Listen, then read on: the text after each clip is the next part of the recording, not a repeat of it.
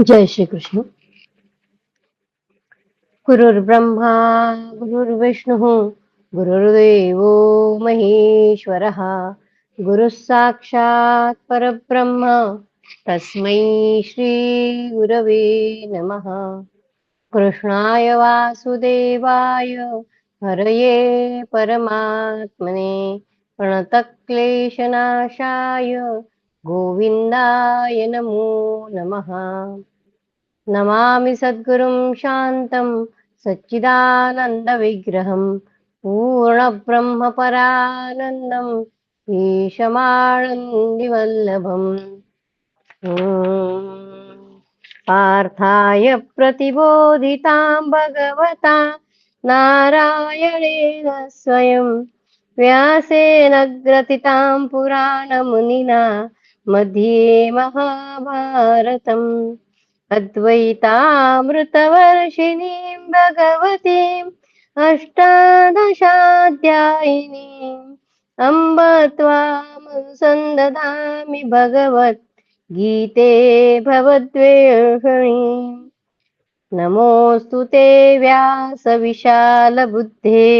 पुल्लारविन्दायतपत्रनेत्र येन त्वया भारततैलपूर्णः प्रज्वालितो ज्ञानमयः प्रदीपः।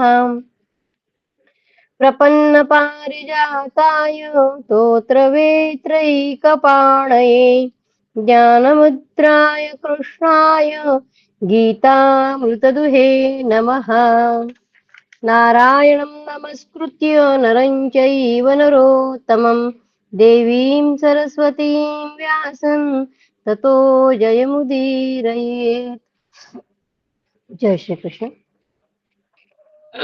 अथ चतुश्चत्वारिंशोऽध्यायः अर्जुन को अस्त्र और संगीत की शिक्षा। परसों हमने देखा था कि कैसे महादेव और अर्जुन का युद्ध हुआ और उस युद्ध में बाद में महादेव जी ने पूरे दिव्यास्त्र पाशुपतास्त्र अर्जुन को दिया और वहां से अर्जुन स्वर्गलोक में गए। इंद्र के पास बैठे, इंद्र के साथ उनके सिंहासन पर बैठे थे। वहां पे भी इंद्र ने उनको अनेक अस्त्र दिव्या और अभी अर्जुन स्वर्ग में है। अर्जुन को अस्त्र और संगीत की शिक्षा। वैशंपायन जी कहते हैं, तदनंतर देवराज इंद्र का अभिप्राय जानकर देवताओं और गंधर्वों ने उत्तम अर्घ्य लेकर कुंती कुमार अर्जुन का यथोचित पूजन किया। राजकुमार अर्जुन को अर्घ्य आचमनीय आदि उपचार अर्पित करके देवताओं ने उन्हें इंद्र भवन में पहुंचा दिया। इस प्रकार देव समुदाय से पूजित हो पांडु कुमार अर्जुन अपने पिता के घर में रहने और उनसे उपसंहार सहित महान अस्त्रों की शिक्षा ग्रहण करने लगे। उन्होंने इंद्र के हाथ से उनके प्रिय एवं दुस्सह अस्त्र वज्र और भारी गड़गड़ाहट पैदा करने वाले उन अश्नियों को ग्रहण किया, जिनका प्रयोग करने पर जगत में मेघों की घटा घिर आती है और मयूर नृत्य करने लगते हैं। सब अस्त्रों की शिक्षा ग्रहण कर लेने पर पांडुपुत्र पार्थ ने अपने भाइयों का स्मरण किया, परंतु पुरंदर के विशेष अनुरोध से वे मानव गणना के अनुसार 5 वर्षों तक वहां सुखपूर्वक ठहरे रहे। 5 वर्ष स्वर्ग में है अर्जुन। तदनंतर इंद्र ने अस्त्र शिक्षा में निपुण कुंती कुमार से तदनंतर इंद्र ने अस्त्र शिक्षा में निपुण कुंती कुमार से उपयुक्त अवसर आने पर कहा, कुंती नंदन, तुम चित्रसेन से नृत्य और गीत की शिक्षा ग्रहण कर लो। मनुष्य लोक में जो अब तक प्रचलित नहीं है, देवताओं की उस वाद्य कला का ज्ञान प्राप्त कर लो, इससे तुम्हारा भला होगा। पुरंदर ने अर्जुन को संगीत की शिक्षा देने के लिए उन्हीं के मित्र चित्रसेन को नियुक्त कर दिया। मित्र से मिलकर दुख शोक से रहित अर्जुन बड़े प्रसन्न हुए। चित्रसेन ने उन्हें गीत, वाद्य, नृत्य की बार बार शिक्षा दी, तो भी द्यूत जनित अपमान का स्मरण करके तपस्वी अर्जुन को तनिक भी शांति नहीं मिलती। दुशासन तथा सुबल मन में बड़ा रोष होता था तथा कभी कभी उन्हें अनुपम प्रसन्नता प्राप्त होती थी, जिससे उन्होंने गीत, नृत्य और वाद्य की उस अनुपम कला को पूर्ण रूप से उपलब्ध कर लिया। शत्रु वीरों का हनन करने वाले वीर अर्जुन ने नृत्य संबंधी अनेक गुणों की शिक्षा पाई। वाद्य और गीत विषयक सभी गुण सीख लिए। तथापि भाइयों और माता माता कुंती का स्मरण करके उन्हें कभी चैन नहीं पड़ता था। इति श्री महाभारते वनपर्वणि इंद्रलोकाभिगमनपर्वणि चतुश्चत्वारिंशोऽध्यायः। कृष्णाय वासुदेवाय हरये परमात्मने प्रणतक्लेशनाशाय गोविन्दाय नमो नमः। ॐ नमो भगवते वासुदेवाय। ॐ नमो भगवते वासुदेवाय। अथ पंचचत्वारिंशोऽध्यायः। चित्रसेन और उर्वशी का वार्तालाप। वैशंपायन जी कहते हैं, जन्मेजय, एक समय इंद्र ने अर्जुन के नेत्र उर्वशी के प्रति आसक्त जानकर चित्रसेन गंधर्व को बुलाया और प्रथम ही एकांत में उनसे यह बात कही। गंधर्वराज, तुम मेरे भेजने से आज अप्सराओं में श्रेष्ठ उर्वशी के पास जाओ। तुम्हें वहां भेजने का उद्देश्य यह है कि उर्वशी अर्जुन की सेवा में उपस्थित हो। जैसे अस्त्र विद्या सीख लेने के पश्चात अर्जुन को मेरी आज्ञा से तुमने संगीत विद्या द्वारा सम्मानित किया है, उसी प्रकार वे स्त्री संग विशारद हो सके, ऐसा प्रयत्न करो। इंद्र के इस प्रकार कहने पर तथास्तु कहकर उनसे आज्ञा ले गंधर्वराज चित्रसेन सुंदरी अप्सरा उर्वशी के पास उससे मिलकर वे बहुत प्रसन्न हुए। चित्रसेन को आया जान स्वागत पूर्वक उनका सत्कार किया। जब बोले, सुश्रोणी, तुम्हें मालूम होना चाहिए कि स्वर्ग के एकमात्र सम्राट इंद्र ने, जो तुम्हारे कृपा प्रसाद का अभिनंदन करते हैं, मुझे तुम्हारे पास भेजा है। उन्हीं की आज्ञा से मैं यहाँ आया हूँ।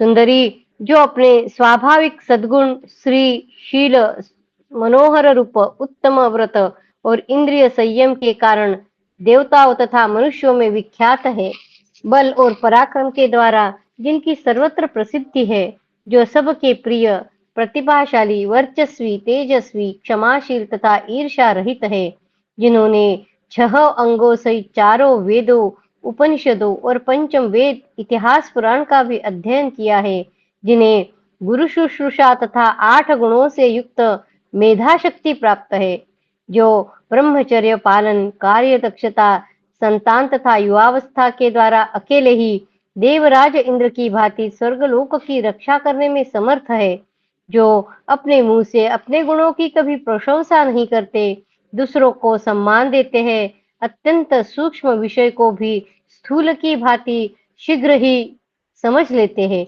और सबसे प्रिय वचन बोलते हैं, जो अपने सुहृदों के लिए नाना प्रकार के अन्नपान की वर्षा करते और सदा सत्य बोलते हैं, जिनका सर्वत्र आदर होता है, जो अच्छे वक्ता तथा मनोहर रूप वाले होकर अहंकार शून्य है, जिनके हृदय में अपने प्रेमी भक्तों के लिए अत्यंत कृपा भरी हुई है, जो कांतिमान, प्रिय तथा प्रतिज्ञा पालन एवं युद्ध में स्थिरता पूर्वक डटे रहने वाले हैं, जिनके सद्गुणों की दूसरे लोग स्पृहा रखते हैं और उन्हीं गुणों के कारण जो महेंद्र और वरुण के समान आदरणीय माने जाते हैं, उन वीर अर्जुन को रह जानती हो।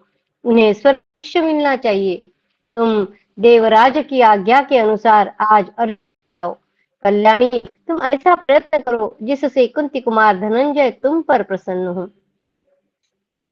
8 गुण आए वहां पे बुद्धि के, तो उसमें बताया है उन्होंने कि शुश्रूषा, श्रवण, ग्रहण, धारण, ऊह, अपोह और अर्थ विज्ञान तथा तत्व विज्ञान, ये बुद्धि के 8 गुण हैं। चित्रसेन के ऐसा कहने पर उर्वशी के अधरों पर मुस्कान दौड़ गई। उसने इस आदेश को अपने लिए बड़ा सम्मान समझा। अनिंद सुंदरी उर्वशी उस समय अत्यंत प्रसन्न होकर चित्रसेन से इस प्रकार बोली, गंधर्वराज, तुमने जो अर्जुन के लेश मात्र गुणों का मेरे सामने वर्णन किया है, वह सब सत्य है। मैं दूसरे लोगों के मुख से भी उनकी प्रशंसा सुनकर उनके लिए व्यथित हो उठी हूँ। अतः इससे अधिक मैं अर्जुन का क्या वर्णन करूं। महेंद्र की आज्ञा से, तुम्हारे प्रेमपूर्ण बर्ताव से तथा अर्जुन के सद्गुण समुदाय से मेरा उनके प्रति काम भाव हो गया है। अतः अब तुम जाओ, मैं इच्छानुसार सुखपूर्वक उनके स्थान पर यथा समय आऊंगी। इति श्री महाभारते वनपर्वणि इंद्रलोकभिगमन पर्वणि चित्रसेनोर्वशी संवादे पंचचत्वारिंशोऽध्यायः। कृष्णाय वासुदेवाय हरये परमात्मने प्रणतक्लेशनाशाय गोविन्दाय नमो नमः। ॐ नमो भगवते वासुदेवाय। ॐ नमो भगवते वासुदेवाय। अथ षट्चत्वारिंशोऽध्यायः। उर्वशी का काम पीड़ित होकर अर्जुन के पास जाना और उनके अस्वीकार करने पर उन्हें शाप देकर लौट आना। वैशंपायन जी कहते हैं, जन्मेजय तदनंतर कृतकृत्य हुए गंधर्व राज चित्रसेन को विदा करके पवित्र मुस्कान वाली उर्वशी ने अर्जुन से मिलने के लिए उत्सुक हो स्नान किया। धनंजय के रूप सौंदर्य से प्रभावित उसका हृदय कामदेव के बाणों द्वारा अत्यंत घायल हो चुका था। वह मदाग मदा मदनाग्नि से दग्ध हो रही थी।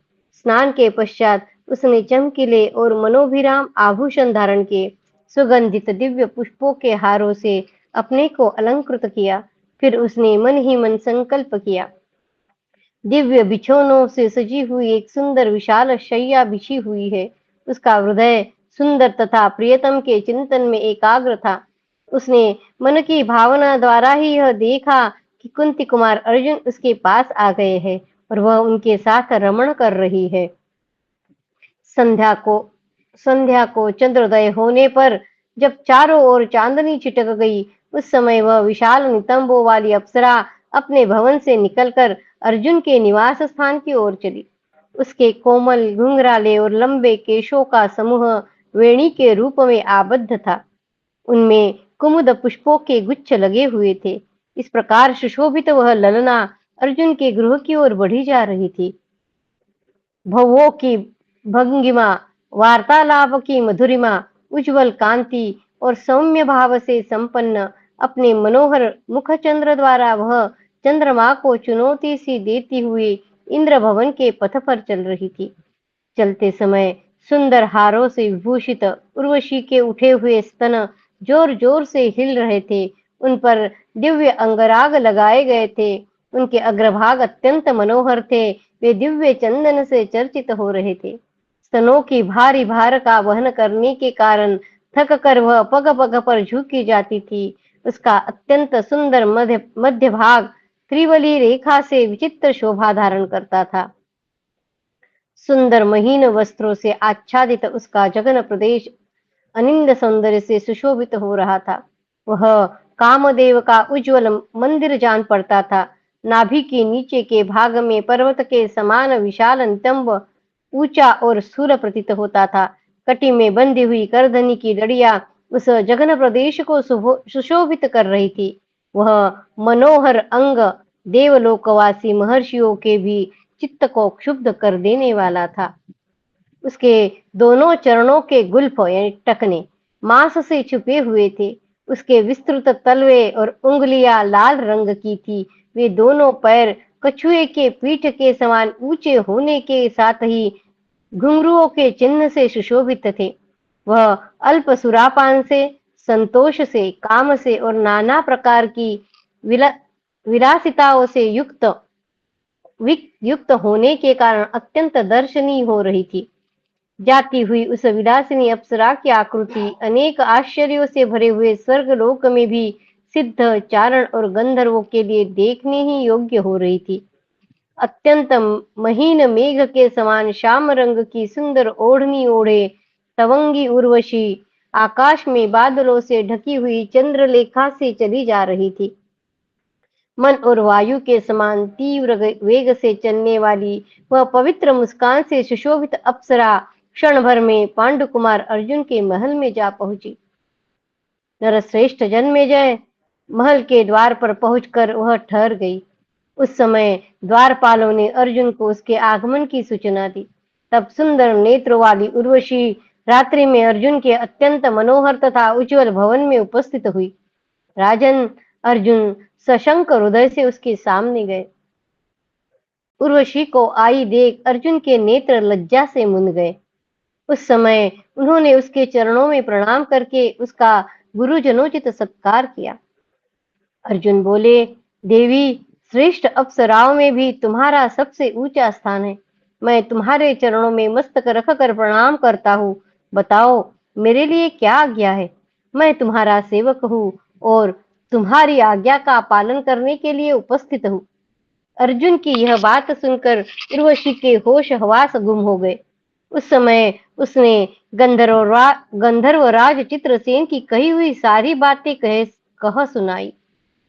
उर्वशी ने कहा, पुरुषोत्तम, चित्रसेन ने मुझे जैसा संदेश दिया है और उसके अनुसार जिस उद्देश्य को लेकर मैं यहाँ आई हूँ, वह सब मैं तुम्हें बता रही हूँ।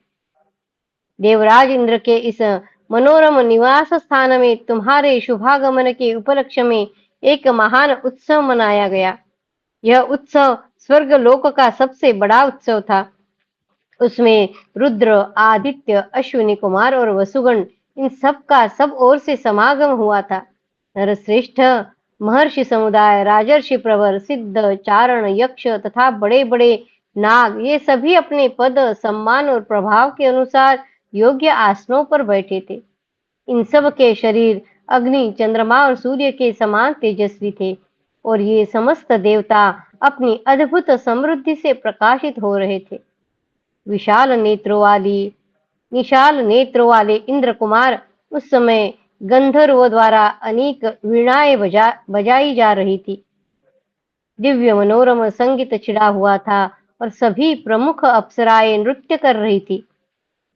कुरुकुल नंदन पार्थ, उस समय तुम मेरी ओर निर्निमेष नयनों से निहार रहे थे।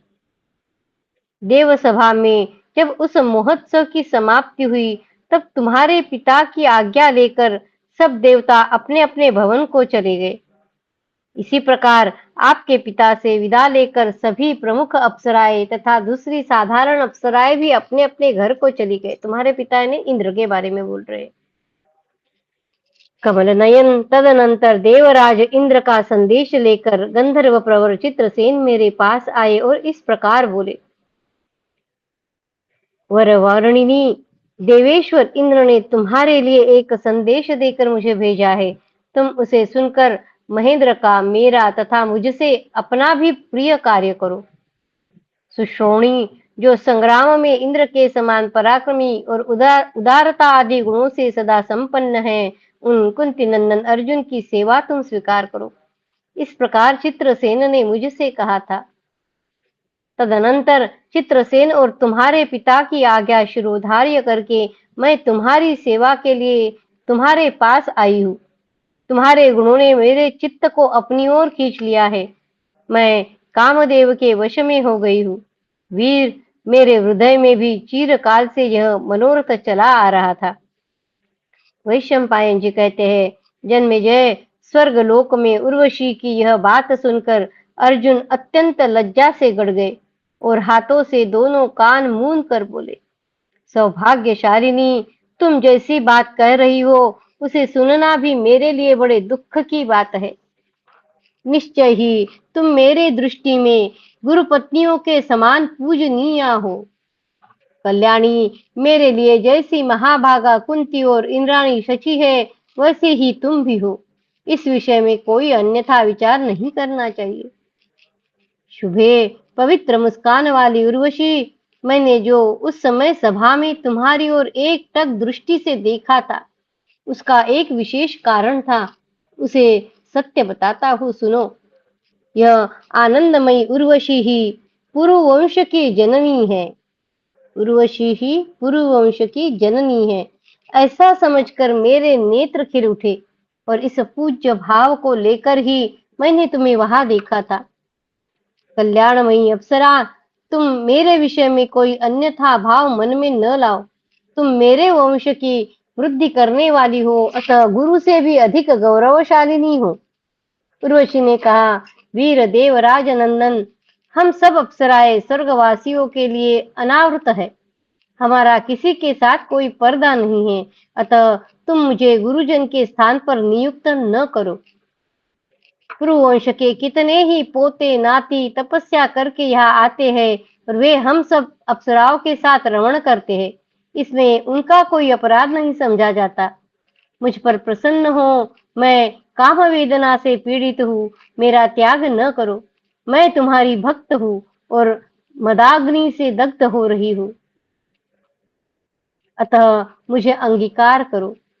अर्जुन ने कहा, वरारोहे, मैं तुमसे जो कुछ कहता हूँ, मेरे उस सत्य वचन को सुनो। ये दिशा विदिशा तथा उनकी अधिष्ठात्री देवियां भी सुन ले। मेरी दृष्टि में कुंती, माद्री और शची का जो स्थान है वही तुम्हारा भी है। तुम पुरुवंश की जननी होने के कारण आज मेरे लिए परम गुरु स्वरूप हो। मैं तुम्हारे चरणों में मस्तक रखकर तुम्हारी शरण में आया हूँ। तुम लौट जाओ। मेरी दृष्टि में तुम माता के समान पूजनीय हो और तुम्हें पुत्र के समान मानकर मेरी रक्षा करनी चाहिए। वैशंपायन जी कहते हैं, जन्मेजय कुंती कुमार अर्जुन के ऐसा कहने पर उर्वशी क्रोध से व्याकुल हो उठी। उसका शरीर कांपने लगा और भौहें टेढ़ी हो गई।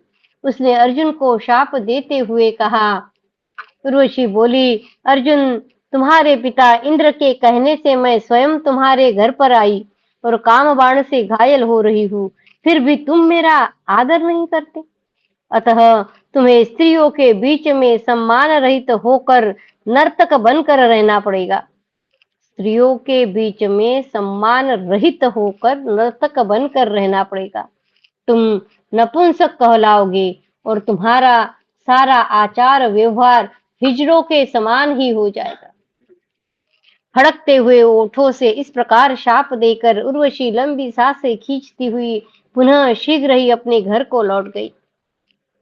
तदनंतर शत्रुदमन पांडुकुमार अर्जुन बड़ी उतावली के साथ चित्रसेन के समीप गए तथा रात में उर्वशी के साथ जो घटना जिस प्रकार घटित हुई वह सब उन्होंने उस समय चित्रसेन को जो की त्यों कह सुनाई।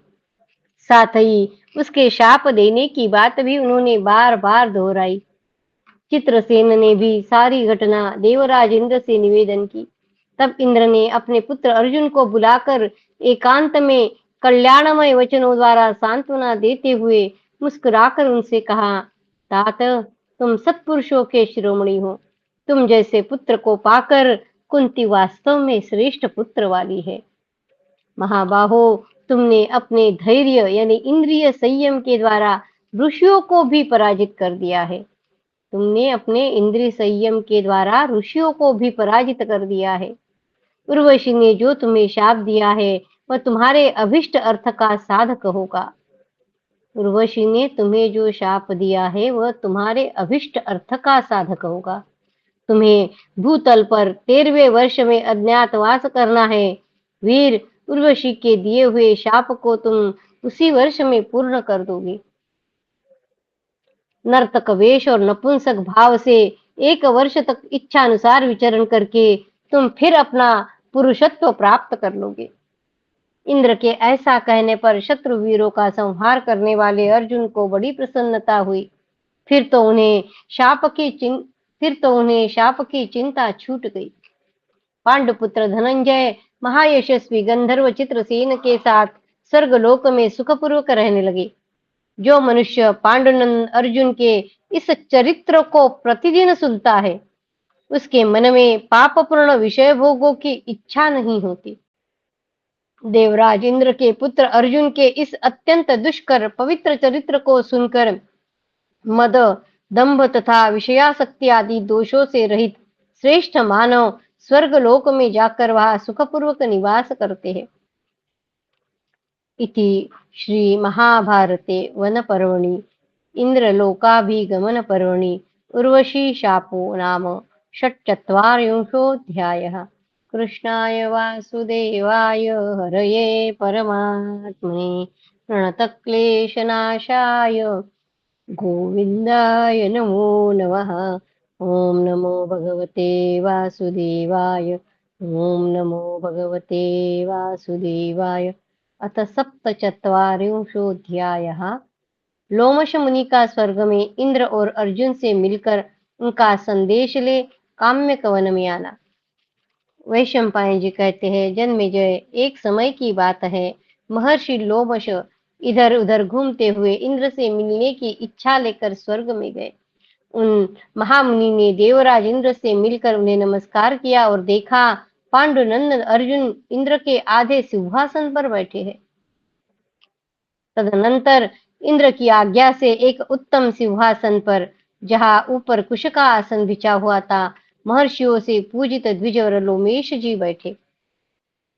इंद्र के सिंहासन पर बैठे हुए कुंती कुमार अर्जुन को देखकर लोमश जी के मन में यह विचार हुआ कि क्षत्रिय होकर भी कुंती कुमार ने इंद्र का आसन कैसे प्राप्त कर लिया।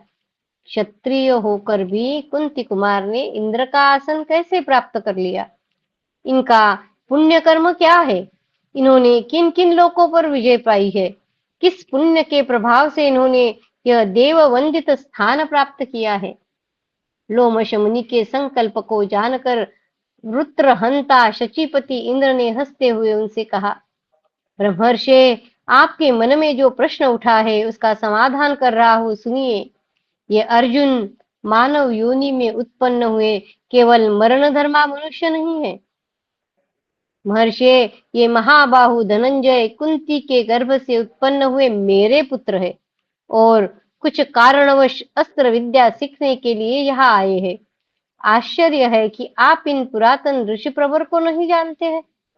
ब्रह्मन, इनका जो स्वरूप है और इनके अवतार ग्रहण का जो कारण है, वह सब मैं बता रहा हूँ, आप मेरे मुंह से सब सुनिए। नर और नारायण नाम से जो पुरातन मुनीश्वर है, वे ही श्री कृष्ण और अर्जुन के रूप में अवतीर्ण हुए हैं, यह बात आप जान ले।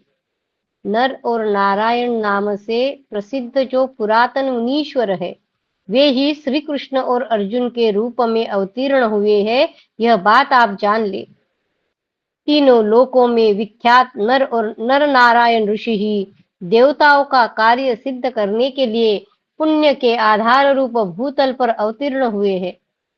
देवता अथवा महात्मा महर्षि भी जिसे देखने में समर्थ नहीं है, वह बदरी नाम से विख्यात पुण्य तीर्थ इनका आश्रम है।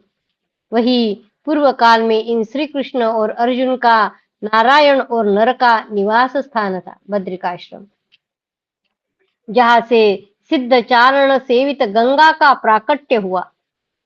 ब्रह्मर्षि, ये दोनों महातेजस्वी नर और नारायण मेरे अनुरोध से पृथ्वी पर उत्पन्न हुए हैं। इनकी शक्ति महान है, ये दोनों इस पृथ्वी का भार उतारेंगे। इन दिनों निवात कवच नाम से प्रसिद्ध कुछ असुरगण बड़े उद्दंड हो रहे हैं। वे वरदान से मोहित होकर हमारा अनिष्ट करने में लगे हुए हैं। उनमें बल तो है ही, बलि होने का अभिमान भी है। वे देवताओं को मार डालने का विचार करते हैं। देवताओं को तो वे लोग कुछ गिनते ही नहीं, क्योंकि उन्हें वैसा ही वरदान प्राप्त हो चुका है। निवात कवच, वे महाबली भयंकर दानव पाताल में निवास करते हैं।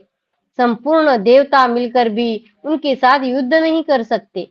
इस समय भूतल पर जिनका अवतार हुआ है, वे श्रीमान मधुसूदन विष्णु ही कपिल नाम से प्रसिद्ध देवता हुए हैं। वे ही भगवान अपराजित हरि है। महर्षि, पूर्व काल में रसातल को खोदने वाले सगर के महामना पुत्र उन्हीं कपिल की दृष्टि मात्र पड़ने से भस्म हो गए थे। ये हम गंगा अवतरण के कथा में देखते हैं। द्विज श्रेष्ठ, वे भगवान श्री हरि हमारा महान कार्य सिद्ध कर सकते हैं। कुंती कुमार अर्जुन से भी हमारा कार्य सिद्ध हो सकता है। यदि श्री कृष्ण और अर्जुन किसी महायुद्ध में एक दूसरे से मिल जाए, तो वे दोनों एक साथ होकर महान से महान कार्य सिद्ध कर सकते हैं, इसमें संशय नहीं है। भगवान श्री कृष्ण तो दृष्टि निक्षेप मात्र से ही महान कुंड में निवास करने वाले नागों की भांति समस्त निवात कवच नामक दानवों को उनके अनुयायियों सहित मार डालने में समर्थ है। परंतु किसी छोटे कार्य के लिए भगवान मधुसूदन को सूचना देनी उचित नहीं जान पड़ती। वे तेज के महान राशि है, यदि प्रज्वलित हो तो संपूर्ण जगत को भस्म कर सकते हैं। ये शूरवीर अर्जुन अकेले ही उन समस्त निवात कवचों का संहार करने में समर्थ है। उन सबको युद्ध में मारकर ये फिर मनुष्य लोकों को लौट जाएंगे। उन्हें आप मेरे अनुरोध से कृपया भूलोक में जाइए और काम्यक वन में निवास करने वाले युधिष्ठिर से मिलिए। लोमश महर्षि से इंद्र कह रहे हैं। वे बड़े युधिष्ठिर, वे बड़े धर्मात्मा सत्य प्रतिज्ञ हैं। उनसे मेरा यह संदेश कहिएगा। राजन, आप अर्जुन के वापस लौटने के विषय में उत्कंठित न हो। वे अस्त्र विद्या सीखकर शीघ्र ही लौट आएंगे। जिसका बाहुबल पूर्ण अस्त्र शिक्षा के अभाव से त्रुटिपूर्ण हो तथा जिसने अस्त्र विद्या का पूर्ण ज्ञान न प्राप्त किया हो, वह युद्ध में भीष्म, द्रोण आदि का सामना नहीं कर सकता। महाबाहु महामना अर्जुन अस्त्र विद्या की पूरी शिक्षा पा चुके हैं।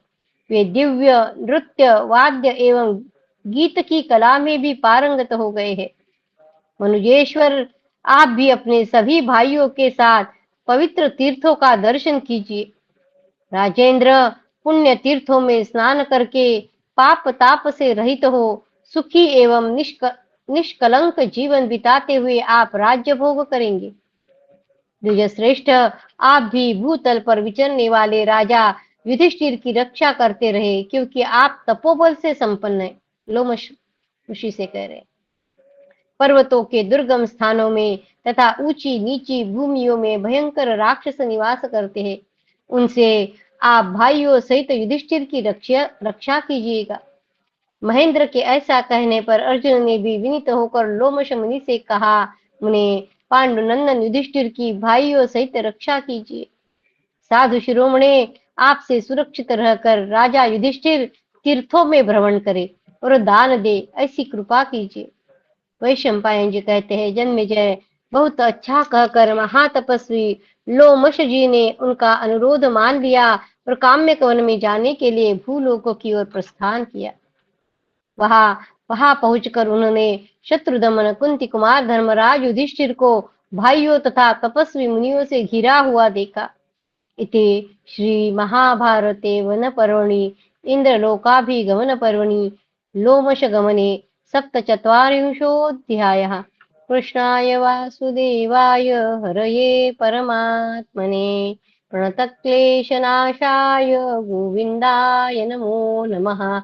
ओम नमो भगवते वासुदेवाय।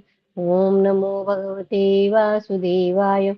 अथ अष्टचत्वारिंशोऽध्यायः। दुखित धृतराष्ट्र का संजय के सम्मुख अपने पुत्रों के लिए चिंता करना। जन्मेजय ने पूछा, ब्राह्मण, अमित तेजस्वी कुंती कुमार अर्जुन का यह कर्म तो अत्यंत अद्भुत है।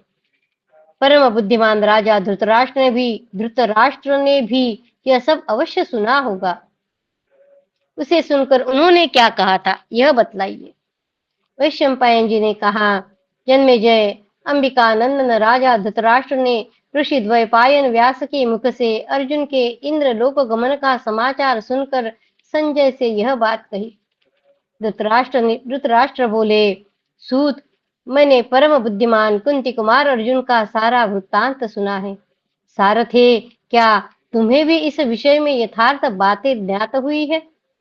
मेरा मूढ़ बुद्धि पुत्र तो विषय भोगों में फंसा हुआ है। उसका विचार सदा पापपूर्ण ही बना रहता है। प्रमाद में पड़ा हुआ वह अत्यंत दुर्बुद्धि दुर्योधन एक दिन सारे भूमंडल का नाश करा देगा। जिन महात्मा के मुख से हंसी में भी सदा सत्य की ही बातें निकलती है और जिनकी ओर से लड़ने वाले धनंजय जैसे योद्धा है, उन धर्मराज युधिष्ठिर के लिए इस कौरव राज्य को जीतने की तो बात ही क्या है। वे तीनों लोकों पर अधिकार प्राप्त कर सकते हैं।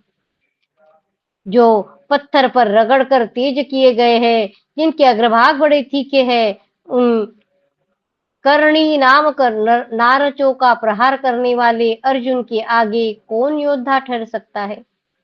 जरा विजयी मृत्यु भी उनका सामना नहीं कर सकती। मेरे सभी दुरात्मा पुत्र मृत्यु के वश में हो गए हैं, क्योंकि उनके सामने दुर्धर्ष वीर पांडवों के साथ युद्ध करने का अवसर उपस्थित हुआ है। मैं दिन रात विचार करने पर भी यह नहीं समझ पाता कि युद्ध में गांडीव गांडीव धनवा अर्जुन का सामना कौन रथी कर सकता है। द्रोण और कर्ण उस अर्जुन का सामना कर सकते हैं। भीष्म भी युद्ध में उनसे लोहा ले सकते हैं, परंतु तो भी मेरे मन में महान संशय ही बना हुआ है। मुझे इस लोक में अपने पक्ष की जीत नहीं दिखाई देती है। कर्ण दयालु और प्रमादी है। आचार्य द्रोण वृद्ध एवं गुरु है। उधर कुंती कुमार अर्जुन अत्यंत अमर्ष में भरे हुए और बलवान है, उद्योगी और दृढ़ पराक्रमी है। सब ओर से घमासान युद्ध छिड़ने की संभावना हो गई है। युद्ध में पांडवों की पराजय नहीं हो सकती, क्योंकि उनकी ओर सभी अस्त्र विद्या के विद्वान शूरवीर और महान यशस्वी है, और वे पराजित न होकर सर्वेश्वर सम्राट बनने की इच्छा रखते हैं। इन कर्ण आदि योद्धाओं का वध हो जाए अथवा अर्जुन ही मारे जाए तो इस विवाद की शांति हो सकती है, परंतु अर्जुन को मारने वाला या जीतने वाला कोई नहीं है। मेरे मंद बुद्धि पुत्रों के प्रति उनका बढ़ा हुआ क्रोध कैसे शांत हो सकता है।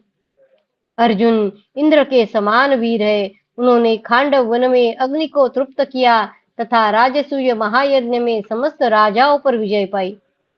संजय, पर्वत के शिखर पर गिरने वाला वज्र भले ही कुछ बाकी छोड़ दे, किंतु तात किरीटधारी अर्जुन के चलाए हुए बाण कुछ भी शेष नहीं छोड़ेंगे। जैसे सूर्य की किरणें चराचर जगत को संतप्त करती है, उसी प्रकार अर्जुन की भुजाओं द्वारा चलाए गए बाण मेरे पुत्रों को संतप्त कर देंगे। मुझे तो आज भी सव्यसाची अर्जुन के रथ की घरघराहट से सारी कौरव सेना भयातुर हो छिन्न भिन्न सी होती प्रतीत हो रही है। जब किरीटधारी अर्जुन हाथों में अस्त्र शस्त्र लिए तुनीर से बाण निकालते और चलाते हुए समर भूमि में खड़े होंगे, उस समय उनसे पार पाना असंभव हो जाएगा। वे ऐसे जान पड़ेंगे मानो विधाता ने किसी दूसरे सर्व संहारकारी यमराज की सृष्टि कर दी हो। इति श्री महाभारते वनपर्वणि इंद्रलोकाभिगमनपर्वणि धृतराष्ट्रविलापे अष्टचत्वारिंशोऽध्यायः। कृष्णाय वासुदेवाय हरये परमात्मने प्रणतक्लेशनाशाय गोविन्दाय नमो नमः। ॐ नमो भगवते वासुदेवाय। ॐ नमो भगवते वासुदेवाय। अथ एकोनपञ्चाशत्तमोऽध्यायः।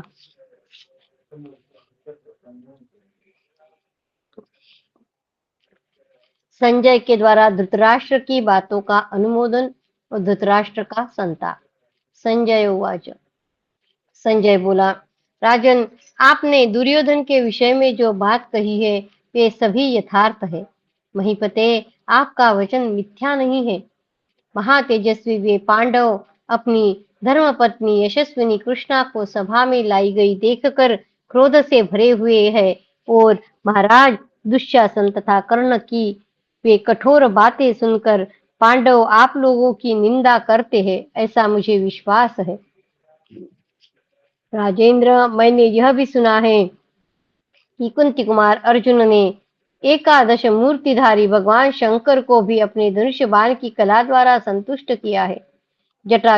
जटाजूटधारी सर्वदेवेश्वर भगवान शंकर ने स्वयं अर्जुन की बल की परीक्षा लेने के लिए किरात वेश धारण करके उनके साथ युद्ध किया था।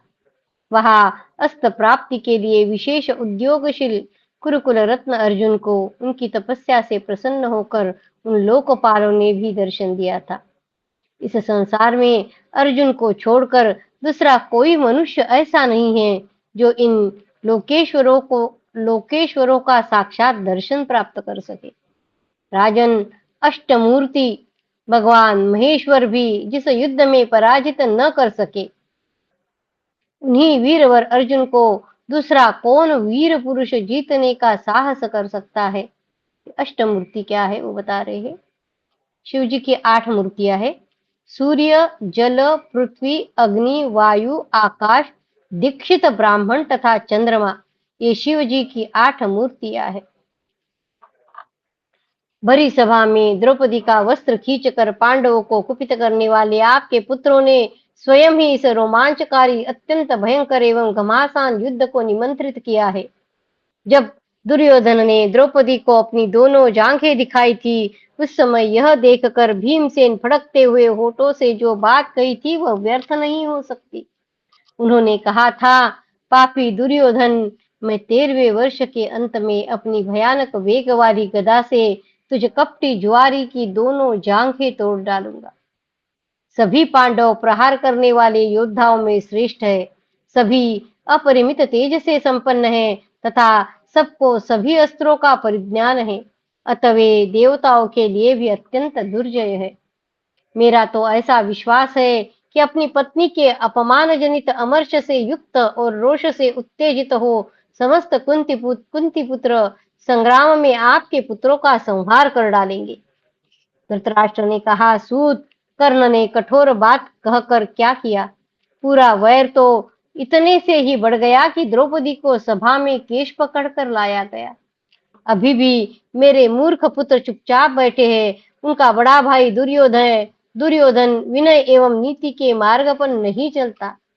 सूत, वह मंदभागी दुर्योधन मुझे अंधा, अकर्मण्य और अविवेकी समझकर मेरी बात भी नहीं सुनना चाहता।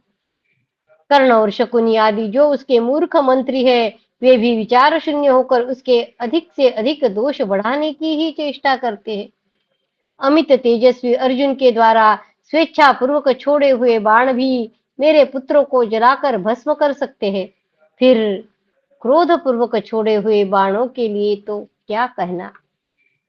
स्वेच्छा पूर्वक छोड़े हुए बाण भी मेरे पुत्र को जलाकर भस्म कर सकते हैं, फिर क्रोध पूर्वक छोड़े हुए बाणों के लिए तो कहना ही क्या है। अर्जुन के बाहुबल द्वारा चलाए और महान धनुष से छूटे हुए दिव्यास्त्र मंत्रों द्वारा अभिमंत्रित बाण देवताओं का भी संहार कर सकते हैं। जिनके मंत्री, संरक्षक और सुहृद त्रिभुवननाथ जनार्दन श्रीहरि है, वे किसे नहीं जीत सकते। संजय, अर्जुन का यह पराक्रम तो बड़े ही आश्चर्य का विषय है कि उन्होंने महादेव जी के साथ बाहु युद्ध किया, यह मेरे सुनने में आया है।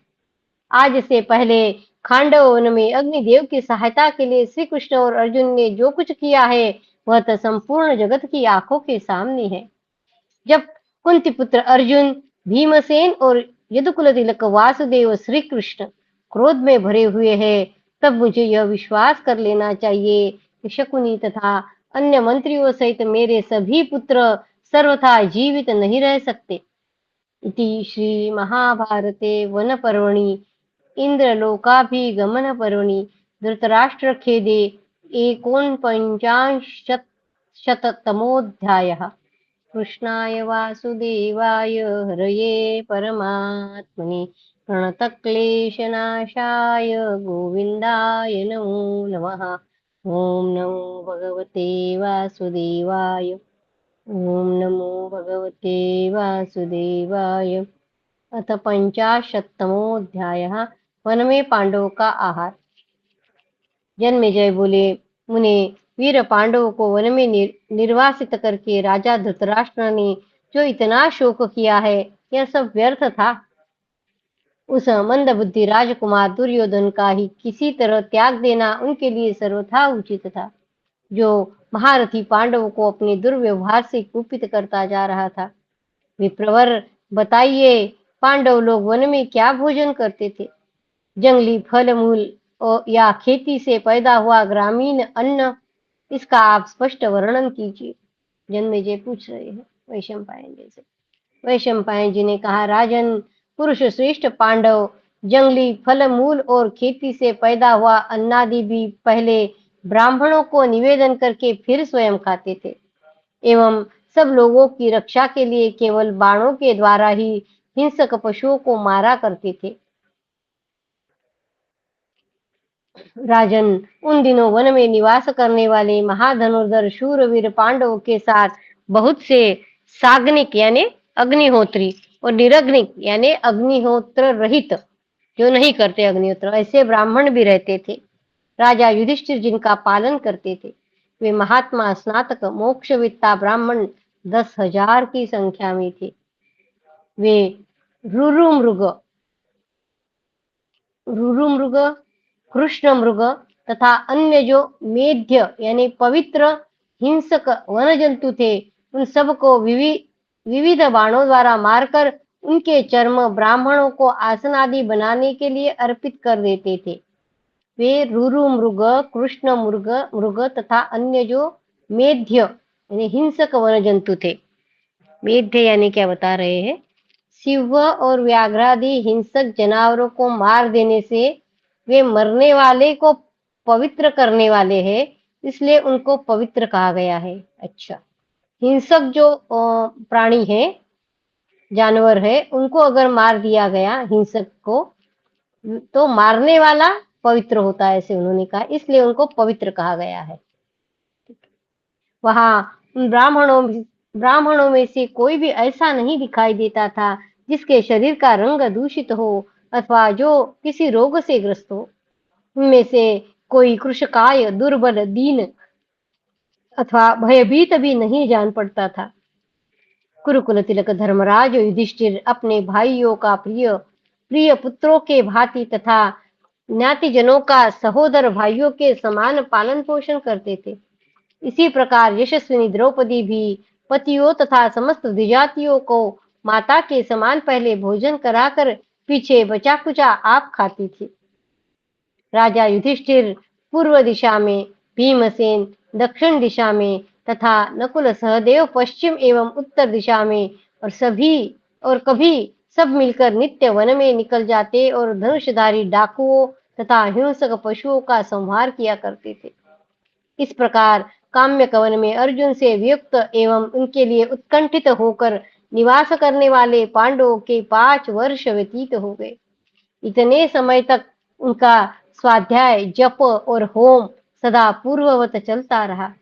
इति श्री महाभारते वन पर्वणि इंद्रलोकाभिगमन पर्वणि पार्थाहार कथने पंचाशत्तमोऽध्यायः। कृष्णाय वासुदेवाय हरये परमात्मने प्रणतक्लेशनाशाय गोविन्दाय तमो नमः। ओम नमो भगवते वासुदेवाय। ओम नमो भगवते वासुदेवाय। अथ एकपंचाशत्तमोऽध्यायः। संजय का धृतराष्ट्र के प्रति श्री कृष्णादि के द्वारा की हुई दुर्योधनादि के वध की प्रतिज्ञा का वृत्तांत सुनना।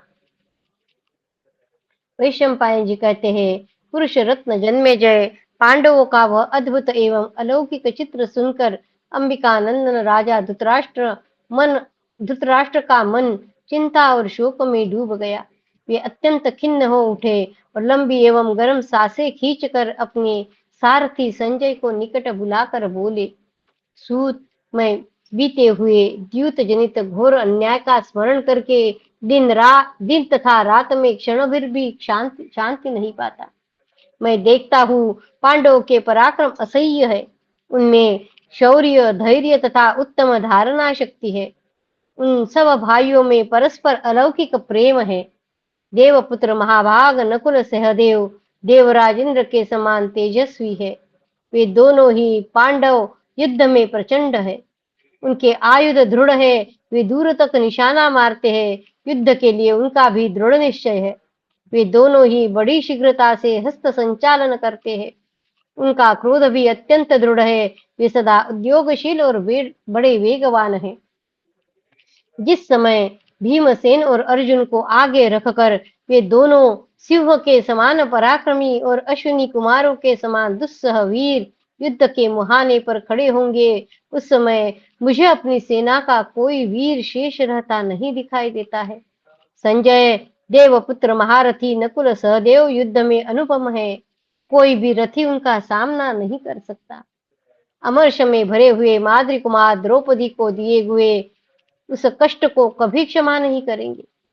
महान धनुर्धर, वृष्णिवंशी, महातेजस्वी पांचाल योद्धा और युद्ध में सत्य प्रतिज्ञ वासुदेव श्री कृष्ण से सुरक्षित कुंती पुत्र निश्चय ही मेरे पुत्रों की सेना को भस्म कर डालेंगे। सूतनंदन बलराम और श्री कृष्ण से प्रेरित वृष्णिवंशी योद्धाओं के वेग का युद्ध में समस्त कौरव मिलकर भी नहीं सह सकते। उनके बीच में जब भयानक पराक्रमी महाधनुर्धर भीमसेन बड़े बड़े वीरों का संहार करने वाली आकाश में ऊपर उठी हुई गदा लिए विचरेंगे, तब उन भीम की गदा के वेग को तथा वज्र गर्जन के समान गांडीव धनुष की टंकार को भी कोई नरेश नहीं सह सकता। उस समय मैं दुर्योधन के वश में होने के कारण अपने हितैषी सुहृदों की उन याद रखने योग्य बातों को याद करूंगा जिनका पालन मैंने पहले नहीं किया। संजय ने कहा, राजन, आपके द्वारा बहुत बड़ा अन्याय हुआ है। जिसकी आपने जानबूझकर उपेक्षा की है, उसे रोकने की चेष्टा नहीं की है। वह यह है कि आपने समर्थ होते हुए भी मोहवश अपने पुत्र को कभी रोका नहीं। भगवान मधुसूदन ने जो ही सुना कि पांडव द्यूत में पराजित हो गए, त्यों ही वे काम्यक वन में पहुंचकर कुंती पुत्रों से मिले और उन्हें आश्वासन दिया। इस प्रकार द्रुपद के धृष्टद्युम्न आदि पुत्र विराट, धृष्टकेतु और महारथी कैकय, इन सब ने पांडवों से भेंट की। राजन, पांडवों को जुए में पराजित देखकर उन सब ने जो बात कही है, उन्हें गुप्तचरों द्वारा जानकर मैंने आपकी सेवा में निवेदन कर दिया था। पांडवों ने मिलकर मधुसूदन श्री कृष्ण को युद्ध में अर्जुन का सारथी होने के लिए वर्ण किया और श्रीहरि ने तथास्तु कहकर उनका अनुरोध स्वीकार कर लिया।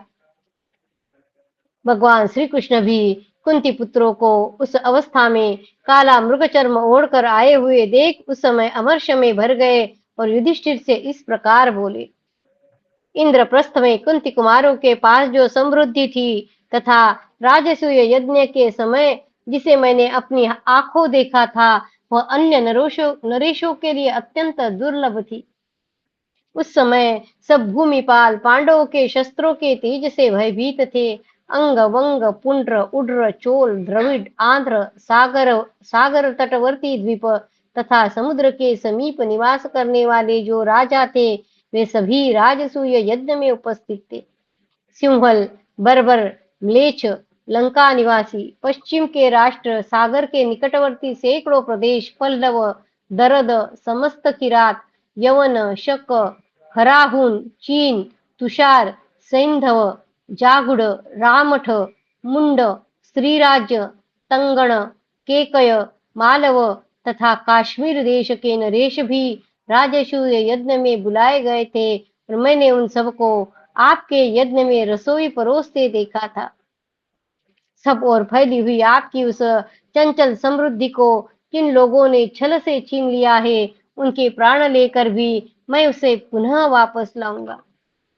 श्री कृष्ण कह रहे, कुरुनंदन, बलराम, भीमसेन, अर्जुन, नकुल, सहदेव, अक्रूर, गद, सांब, प्रद्युम्न, आहुक, वीर धृष्टद्युम्न और शिशुपाल पुत्र धृष्टकेतु के साथ आक्रमण करके युद्ध में दुर्योधन, कर्ण, दुशासन और शकुनी तथा और जो कोई योद्धा सामना करने आएगा, उसे भी शीघ्र ही मारकर मैं आपकी संपत्ति लौटा लाऊंगा।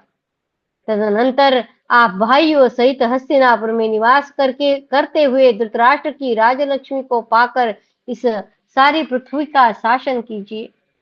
तब राजा युधिष्ठिर ने उस वीर समुदाय में इन धृष्टद्युम्न आदि शूर वीरों के सुनते हुए श्री कृष्ण से कहा। युधिष्ठिर बोले, जनार्दन, मैं आपकी सत्यवाणी को शिरोधार्य करता हूँ। महाबाहो केशव, 13वें वर्ष के बाद आप मेरे संपूर्ण शत्रुओं को उनके बंधु बांधवों सहित नष्ट कीजिएगा। ऐसा करके आप मेरे सत्य यानी वनवास के लिए की गई प्रतिज्ञा की रक्षा कीजिए। मैंने राजाओं की मंडली में वनवास की प्रतिज्ञा की है। धर्मराज की वह बात सुनकर धृष्टद्युम्न आदि सभासदों ने समयोचित मधुर वचनों द्वारा अमर्ष में भरे हुए श्री कृष्ण को शीघ्र ही शांत किया। तत्पश्चात उन्होंने क्लेश रहित हुई द्रौपदी से भगवान श्री कृष्ण के सुनते हुए कहा, देवी, दुर्योधन तुम्हारे क्रोध से निश्चय ही प्राण त्याग देगा। हम यह सच्ची प्रतिज्ञा करते हैं, तुम शोक न करो। कृष्णे, उस समय तुम्हें जुए में जीती हुई देखकर जिन लोगों ने हंसी उड़ाई है, उनके मांस भेड़िए और गीध खाएंगे और नोच नोच कर ले जाएंगे। इसी प्रकार जिन्होंने तुम्हें सभा भवन में घसीटा है, उनके कटे हुए सिरों का घसीटते हुए गिद्ध और गीदड़ उनके रक्त पिएंगे। पांचाल राजकुमारी, तुम देखोगी कि उन दुष्टों के शरीर इस पृथ्वी पर मांसाहारी गिदड़, गीद आदि पशु पक्षियों द्वारा बार बार घसीटे और खाए जा रहे हैं। जिन लोगों ने तुम्हें सभा में क्लेश पहुंचाया और जिन्होंने चुपचाप रहकर उस अन्याय की उपेक्षा की है, उन सब के कटे हुए मस्तकों का रक्त यह पृथ्वी पिएगी। भरतकुल तिलका, इस प्रकार मैंने उन वीरों ने अनेक प्रकार की बातें कही थी, वे सब के सब तेजस्वी और शूरवीर है, उनके शुभ लक्षण अमिट है।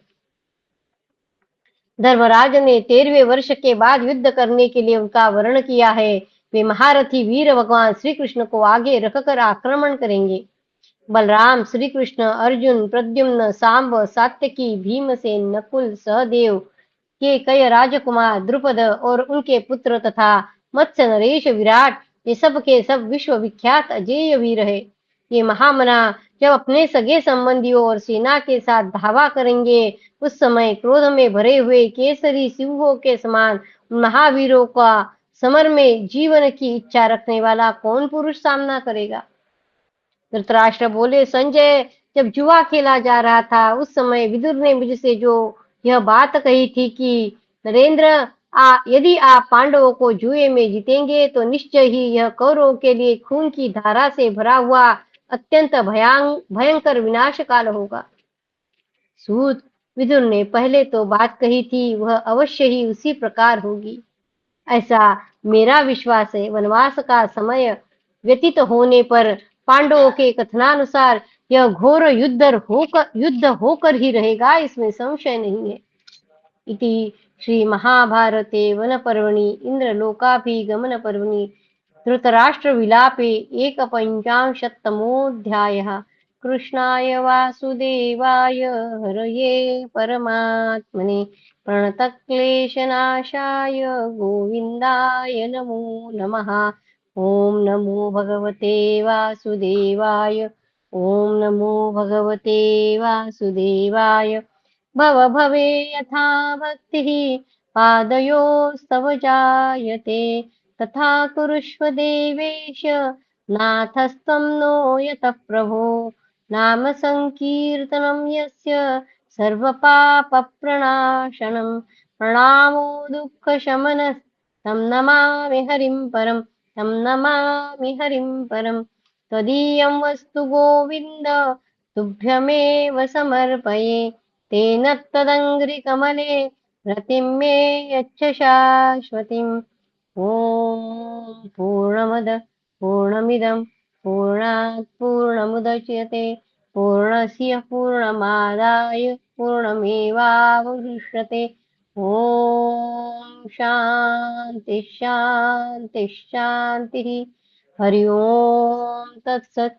श्रीकृष्णार्पणमस्तु। श्रीगुरुभ्यो नमः। नमः। जय श्री कृष्ण। जय श्री कृष्ण।